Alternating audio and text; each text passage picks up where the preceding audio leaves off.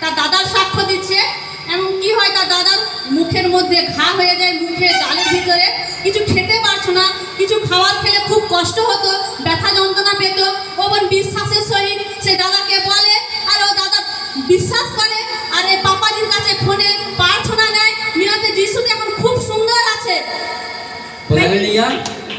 হ্যাঁ, বড় সাথে বলুন। সবাইকে চাইছি পাপা তো আমার দাদা তো মুখে গলা দিয়ে মুখ পর্যন্ত ঘা হয়ে যায়। তো আমি তো জানিনি ওর যে মেয়ে আছে, ওর মেয়ে আমাকে ফোন করছিল।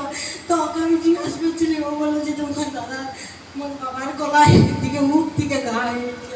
মোর দাদা থেকে মোর বাবা তো কোনো খেতে পারেনি, আর আমার বাবা সিলাইন চলছিল। তো ও সন্তান তো মনের বেশি দেখতে আসবানি। আমি তখন সেখানে আর কিছু বলিনি। তো দাদার সঙ্গে তো গন্ডগোল ছিল, সম্পত্তি নিয়ে গন্ডগোল ছিল দাদার সঙ্গে। তো মন তো আকুল বাকুল হলো। আমি সন্ধ্যাবেলা আমার কাছে যাই, যাওয়ার তো বাপ্পাকে ফোন করি, আর বাপ্পার কাছে প্রার্থনা নেই। ও তো বাপ্পাতে বললো গলায় হাত রাখ, তুই ওর গলায় হাত রাখ, আর তুই প্রার্থনা কর। ও সন্তান করতে পারছিল না। তো আমি তো প্রার্থনা করছিলি, সেখান থেকে অতুষ্ট আমার তাই বাড়ি যায়। সন্তান দেখুন মধ্যে বলাইছে আপ দিতে পারত না, সে আর দিতে দেখুন মধ্যে পায়।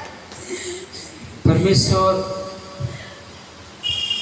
परमेश्वर এতটাই মহান রয়েছে। परमेश्वर যে বিশ্বাস করবে, শাস্ত্রে লেখা আছে, সে परमेश्वर কিভাবে আমার মহিমা দেখবে। বল হালেলুয়া। হালেলুয়া। স্টপ। परमेश्वर নিয়ে এসেছিস। বল হালেলুয়া।